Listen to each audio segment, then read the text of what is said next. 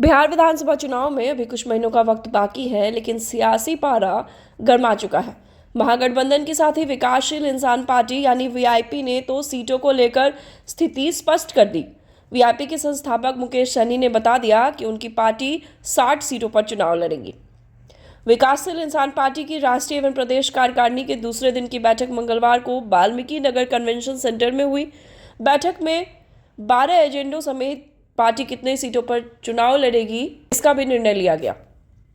राष्ट्रीय कार्यकारिणी की जो बैठक थी अभी वाल्मीकि नगर में, राष्ट्रीय कार्यकारिणी की बैठक में हम लोगों ने आदरणीय हमारे नेता सनोफमला मुकेश सहनी जी को सुझाव दिया कि हम लोग को 60 सीट में लड़ना चाहिए और हम लोग की बात को लेके आदरणीय नेता सनोफमला मुकेश सहनी जी ने उस पर मोहर भी लगाया, क्योंकि हमारी पार्टी जो है कर्पूरी ठाकुर जी की विचारधारा की पार्टी है, बाबा भीमराव अंबेडकर साहब की विचारधारा का पार्टी है, दिवंगत फूलन देवी का संघर्ष और उनके विचारधारा का पार्टी है।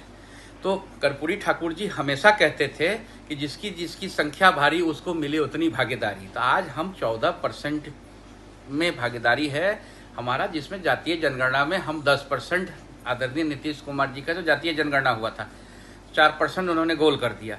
आज 14%, 14% में हम भागीदारी करते हैं और एक अति पिछड़ा का बेटा डिप्टी सीएम बने इस राज्य का और एक पिछड़ा का बेटा मुख्यमंत्री बने, कि हमको नहीं लगता है कि इसमें किसी को दिक्कत। सीटों के ऐलान के बाद से लगातार पार्टी के नेताओं के रिएक्शन सामने आ रहे हैं।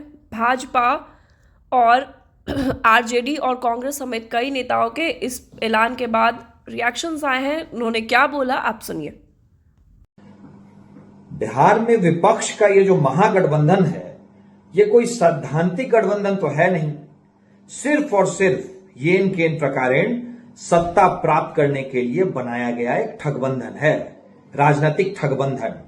इसमें हर कोई सत्ता में अपनी हिस्सेदारी मांगता है। राजनीतिक ठगबंधन एक दूसरे को ठगने के लिए ही बनता है।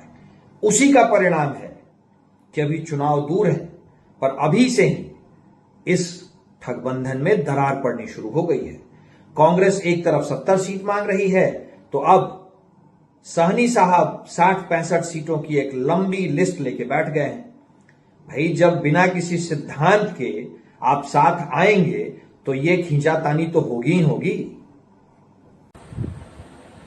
देखिए, राष्ट्रीय जनता दल हमारी पुरानी एलआई है और राष्ट्रीय जनता दल को हम भी समझते हैं और राष्ट्रीय जनता दल हमें भी समझती है।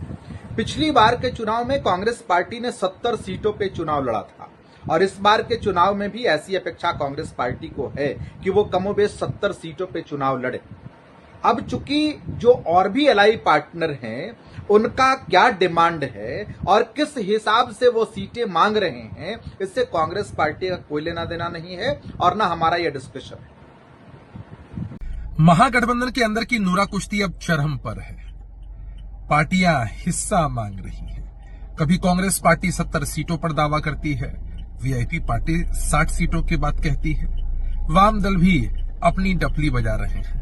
अब राष्ट्रीय जनता दल जाने कि अगर इतनी सीटें सहयोगी दल ही मांग रहे हैं तो क्या राजद के लोग 50 सीट पर ही चुनाव लड़ेंगे? खैर, कितनी सीटों पर भी चुनाव लड़े, क्या फर्क पड़ना है। बिहार के लोग, बिहार की जनता इनको मौका कभी नहीं देने वाली है। बिहार के लोग महाठगबंधन की इस नूरा कुश्ती को पहले से तो स्पष्ट तौर पर यह भी देखिए आप लोग, मांझी जी कहते हैं 40 लड़ेंगे, कोई कहता 30 लड़ेंगे, कोई कहता 50 लड़ेंगे।